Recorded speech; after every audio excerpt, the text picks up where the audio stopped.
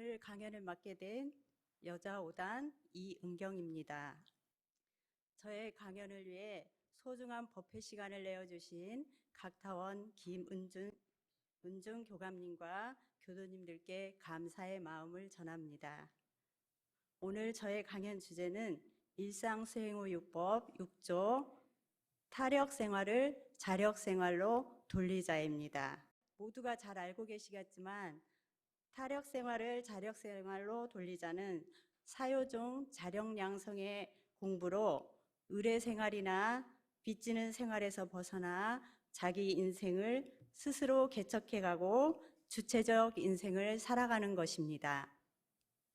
여기서 타력생활은 자기 스스로의 힘에 의하여 살아가지 못하고 정신적, 물질적, 육체적으로 다른 사람의 힘에 의뢰하는 생활이며 또한 사은에 대한 배은의 생활이요 발전과 희망이 없는 의뢰 생활을 말합니다. 그리고 자력 생활은 정신적, 물질적, 육체적으로 다른 사람의 힘에 의지하지 않고 자기 자신의 힘으로 살아가는 생활을 말합니다. 자력 생활은 사은에 대한 보응 감사 생활이요 창조하고 발전해가는 생활입니다. 노약자나 병약자가 아닌 이상 인간은 스스로의 힘으로 자력을 공부 삼아 양성하여 사람으로서 면할 수 없는 자기의 의무와 책임을 다하는 동시에 힘 미치는 대로 자력 없는 사람에게 보호를 주자는 것이 자력 양성의 강령입니다. 우리가 자력 생활을 잘 하려면 정신, 육신, 물질 세 가지 방면에 자력을 갖춰야 합니다. 첫째, 정신의 자력 양성은 스스로 배워서 실생활에 활용하려는 의지와 노력이 필요합니다. 사막에서 정신이란 마음이 뚜렷하고 고요하여 분별성과 주착심이 없는 경지를 말합니다. 저 또한 알게 모르게 다생검내를 통해 쌓아온 분별성과 주착심에 끌려 편한 것, 좋아하는 것만 하려고 하고 잘 못하는 것, 하기 싫은 일은 안 하고 싶을 때가 많지만 교당 생활을 통해 경전과 설법으로 이론상의 진리와 만사만리의 십이이해를 배우고 또한 다른 사람의 좋은 점을 배워 활용하고 매일 조석심고와 기도를 통해 내 마음을 들여다보고 챙기는 공부를 하다 보니 조금씩 마음의 힘이 생겨 타력을 자력으로 돌리는 생활이 되어감을 느낄 수 있었습니다. 둘째는 육체적 자력으로 건강한 체력을 유지하는 것입니다. 세상 이야기 중에 부를 잃은 것은 조금 잃은 것이며 명예를 잃으면 많이 잃은 것이며 건강을 잃으면 전부 잃은 것이라고 하였습니다. 제가 10여 년 전에 허리와 목 디스크가 진행되고 협착증과 다리 마비로 심각한 상태가 되어 집안의 모든 일로부터 구경꾼이 되고 운전도 하지 못해 다른 사람의 도움을 받아야만 했고 직장도 그만둬야 하나 고민할 정도로 심각한 상황이 되다 보니 평범했던 일상이 모두 바뀌어 우울하고 삶의 질도 떨어져 힘든 시간을 보낸 적이 있습니다. 병원에선 수술밖에 방법이 없다고 하였지만 대체의학인 추나치료와 자가운동을 열심히 하여 다행히 회복되고 감사하게 일상생활을 할 수 있게 되었습니다. 그래서 지금은 가정과 직장 생활을 무리 없이 하고 교당 생활을 통해 합창, 기타, 탁구도 배우며 건강한 생활을 할 수 있게 되었습니다. 몸이 건강해야 모든 일을 할 수 있고 우리가 남을 위해 할 수 있는 일을 물질로만 생각하기 쉬운데 물질이 아니어도 정신이나 육체적으로 할 수 있는 길이 많이 있기에 봉사생활로 보은의 길을 열어갈 수 있는 것입니다. 셋째는 경제적 자립으로 각자가 자기 일에 충실하여 수입을 얻고 근검절약으로 불필요한 돈이 나가는 것을 막으며 생계만이 유익에 그치지 않고 어려운 다른 사람을 위해 성금도 내는 넉넉함을 가질 수 있는 것입니다. 대종경 수행품 8장에 우리 교법이 곧 돈을 버는 방식이 되나니 보라, 세상 사람들의 보통 생활에는 주색이나 잡기로 소모되는 금전이 얼마이며 허영이라 외화로 낭비되는 물질이 얼마이며 나태나 신용 없는 것으로 상실되는 재산이 얼마인가. 생활의 표준이 없이 되는 대로 지내던 그 사람이 예외에 나와서 모든 법을 배우는 동시에 하라는 일과 말라는 일을 다만 몇 가지만 실행할지라도 공연히 허비하던 돈이 밖으로 새어나가지 아니하고 근검과 신용으로 얻은 재산이 안에서 불어날 것이니 이것이 곧 돈을 버는 방식이니라고 말씀하셨고, 대산종사님께서는 1인 1기, 한 사람이 한 가지씩 기술을 배우고 갖추며 자기 직업 외에 부가적인 것을 준비해야 한다고 하셨습니다. 저도 직장 생활을 통해 경제적 자립을 하고 있지만 앞으로 100세 시대를 살아가야 할 우리는 취미 생활과 다른 무언가를 준비해야만이 행복한 삶을 살지 않을까 하는 생각을 하게 됩니다. 변화를 두려워하지 말고 빠르게 변화하는 세상에 잘 순응하며 적응해가는 지혜가 필요한 것 같습니다. 돈을 버는 것도 중요하지만 아껴 쓰고 저축하는 습관을 길러 나 혼자만 편안하게 잘 사는 것이 아니라 도움이 필요한 곳에 소중하고 보람 있게 쓸 수 있는 경제적 자립을 갖춰야 복도 지을 수 있는 것입니다. 이렇게 세 방면의 자력이 갖춰진다면 남에게 신용이 있을 것이며 세상을 더 당당하게 살아갈 수 있을 것입니다. 자력 생활의 좋은 점은 모든 일을 미리미리 연마하여 대비한다면 어떠한 어려움이 닥칠지라도 근심 걱정 없이 일을 처리할 것이며 동할 때나 정할 때나 흔들림 없는 동정이려가 되어 나를 향상시키는 공부가 되는 것입니다. 따라서 우리가 이렇게 자력을 갖출 수 있는 데에는 일원상 진리와 사은의 은혜를 생각하지 않을 수 없습니다. 수행편 9장 심고와 기도에서는 자타력 병진에 대한 내용이 있습니다.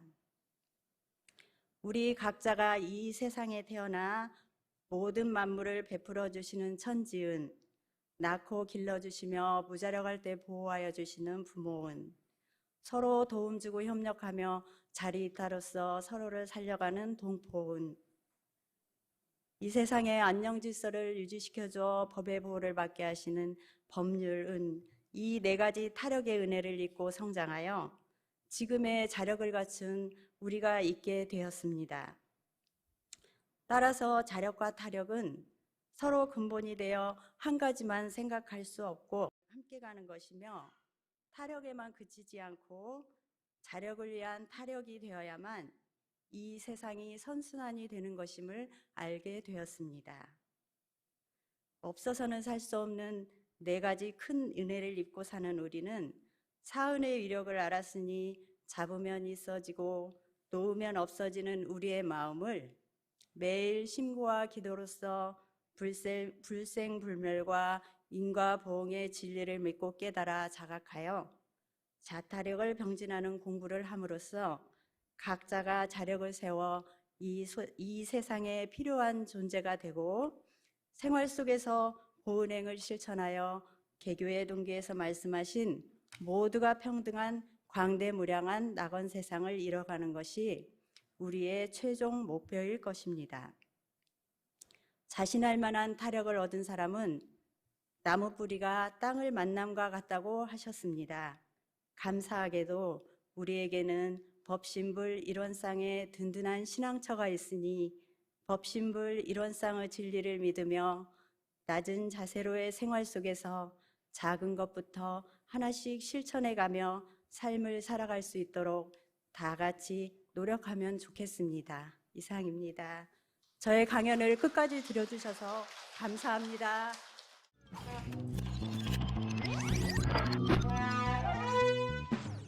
원기 64년 자연스럽게 이런 회상에 인연하게 되었고, 고모님을 비롯한 여러 가족들이 이런 회상 발전에 참여하여 오랜 시간 수행 적공을 해오신 분들로 원불교를 신앙하는 것은 어쩌면 당연한 인연이었던 것 같습니다.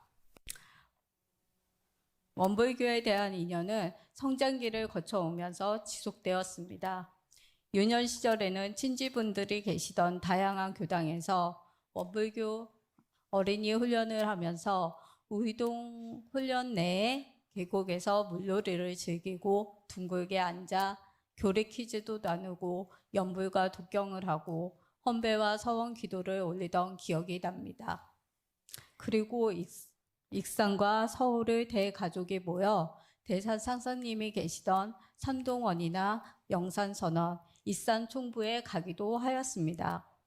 청소년 시기에는 호기심도 많고 상상력도 풍부하고 나름 자유로움을 좋아했는데, 이러한 시기를 보내오면서도 크게 방황하지 않고 잘 자랄 수 있었던 것은 법도에 어긋남이 없으신 스승님 같으신 친지 어른들과의 만남으로 인한 존경심이 우러나온 것이라고 생각합니다. 그런데 순탄하던 이 시기에 안타까운 일이 있었습니다. 바로 친오빠의 죽음으로 인해서 사춘기가 시작되었습니다. 감수성이 예민해지면서 하나뿐인 오빠와의 이별이 너무도 안타까웠고, 다시 볼 수 없다는 슬픔과 복합적인 감정들이 만들어낸 사후에 대한 막연함과 어두움이 삶을 우울하게 하였고, 죽음이란 무엇일까? 죽으면 어디로 가는 것일까? 죽고 나면 다시 만날 인연이라는 게 존재하는 걸까? 등등의 전생과 후생, 현생, 환생에 대한 깊은 고민이 빠진 적이 있었습니다. 생과 죽음을 반복하다 지은 바 업력에 따라 생사를 거듭하게 된다는 윤회 사상에 대해서 관심을 갖게 되었습니다. 하지만 아마도 그 시기에 학업 공부를 더욱더 열심히 했다면 아마도 서울대에 입학하여 철학 분야나 종교학, 인류학 등을 전공하지 않았을까 하는 그런 생각을 해봅니다. 유년기와 청소년기에는 개봉교당과 상객교당을 거쳐 청년기에는 도봉교당과 시민선방을 다니며 주말에는 또래 도반들과 법회를 보고 사회생활을 하면서 조급해지고 예민해진 성격과 다양한 사람들과 소통해서 오는 정신적, 육체적인 스트레스를 헌배와 연불, 참선 등의 수양과 교리 연마와 회화, 문답감정 등을 통해 대종사님과 선진님들께서 가르쳐 주신 교법을 바탕으로 일체유신조와 용신법을 통한 슬기로운 종교생활이 지금의 장문선이 있도록 해준 소중한 시간이었습니다.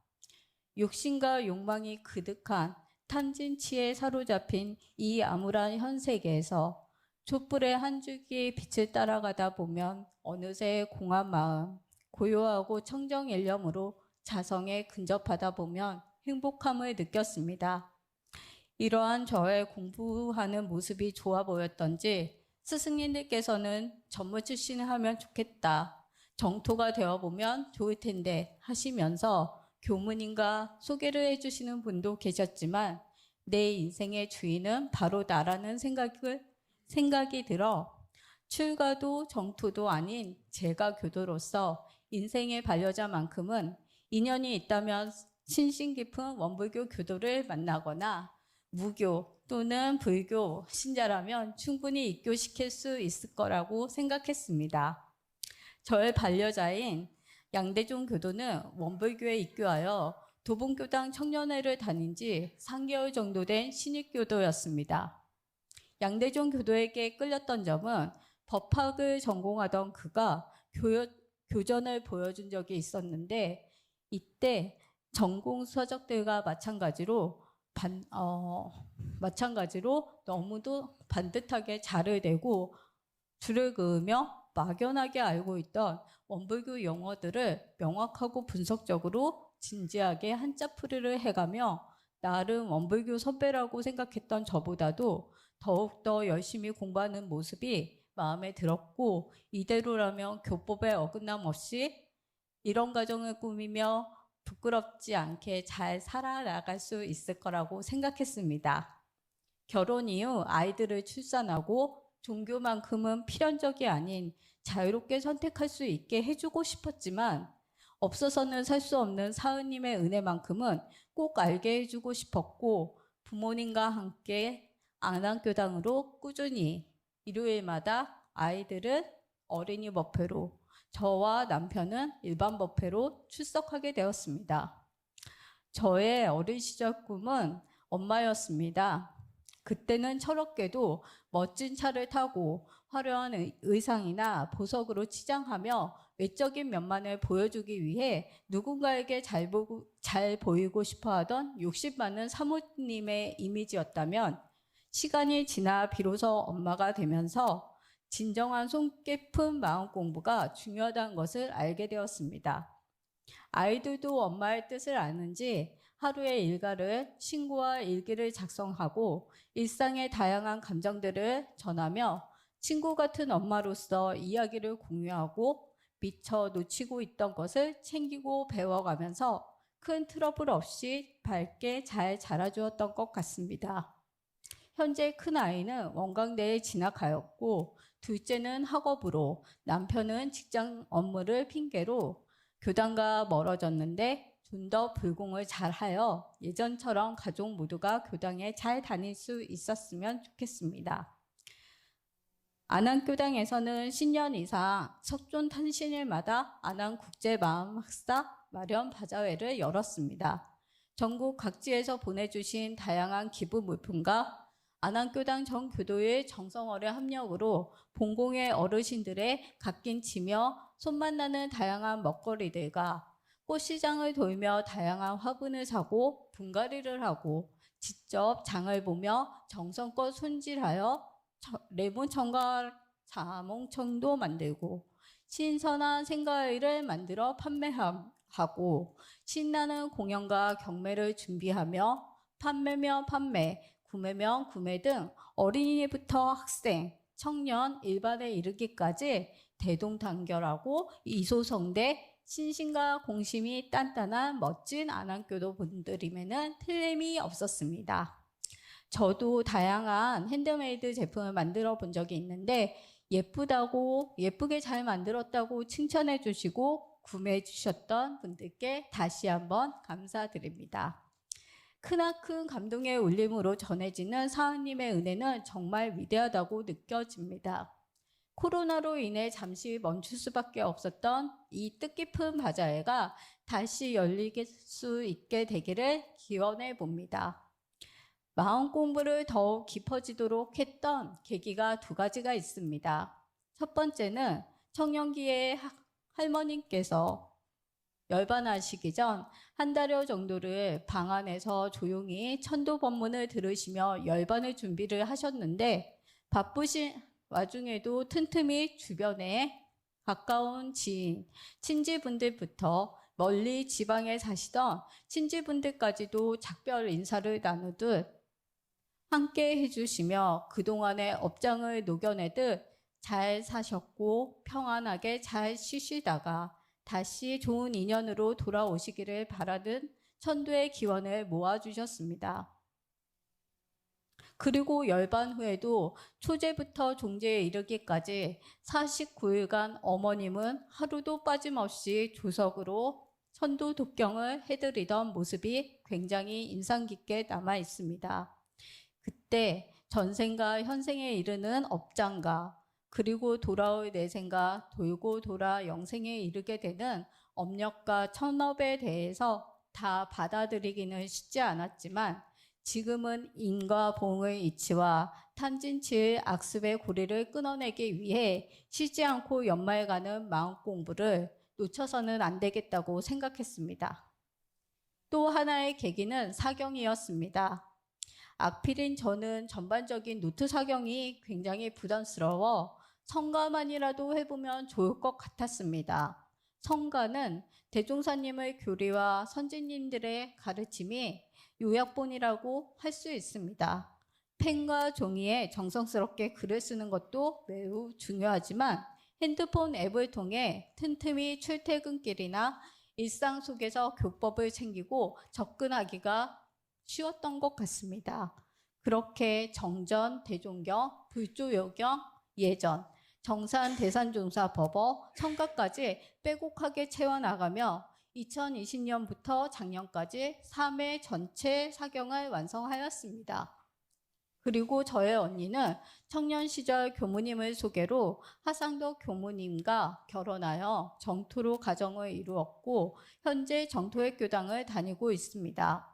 여동생은 19살에 전무 출신이라는 서원을 세워 출가하여 현재까지도 여러 교단과 훈련원, 기관 등을 재직하며 이런 회상 발전에 일익을 담당하고 있습니다. 올해 109년 언니와 동생 교무도 린타원과 록타원이라는 버프를 받았습니다. 각자의 위치에서 일상의 공부담을 공부하면서 저 자신을 돌아보게 되었습니다. 왠지 이번에 제가 버프를 받는 것이 그저 나이에 밀려 버프를 받는 것은 아닌지 모든 것이 부족하다고 생각하지만 자력과 타력을 병진하면서 눈에 띄게 변화가 보이지 않지만 오래오래 놓치지 않고 속 깊은 공부를 챙기다 보니 지금 이런 자리까지 마련되는 것 같습니다. 규산 이광규 교무님께서도 원불교회에 입교하여 꾸준한 마음으로 함께하며 그동안의 실적을 통해 교단에서 주시는 선물이라고 말씀해 주셨습니다. 조금은 부끄럽지만 부족한 건 채우고 넘치는가 싶으면 덜어내고 비워내기를 반복하다 보면 그렇게 오래오래 쉬지 말고 꾸준히 나아간다면 할 수 있을 거라고 용기 있게 받아들이고 나니 다시금 자리가 사람을 만든다고 삐딱했던 마음의 중심을 다시 잡아보게 되었습니다. 지타원이라는 버포에 맞게 마음 공부에 잘 맞는 지혜를 궁굴려가며 최선을 다하며 살아가겠습니다. 저는 안암교당 교도로 자리매김하면서 7단 중앙을 거쳐 107년부터 108년까지 단장을 맡게 되었습니다. 저의 성격은 내향적이고 무엇인가에 스스로 좋아해야만 빠져드는 성향이 있고 강압적인 것을 거부하고 자유롭게 자연스럽게 스며드는 것에 익숙했던 저에게 내외적으로 부족함이 많았던 저를 단장이라는 이름을 붙여주었던 7단 단원님들께도 이 자리를 빌어서 진심으로 감사한 마음을 전해봅니다. 작년부터 제가 직장에서 보직이 변경됨에 따라 바쁘다, 시간이 없다, 피곤하다는 핑계로 수양도 연구도 치사도 놓치고 살고 있습니다.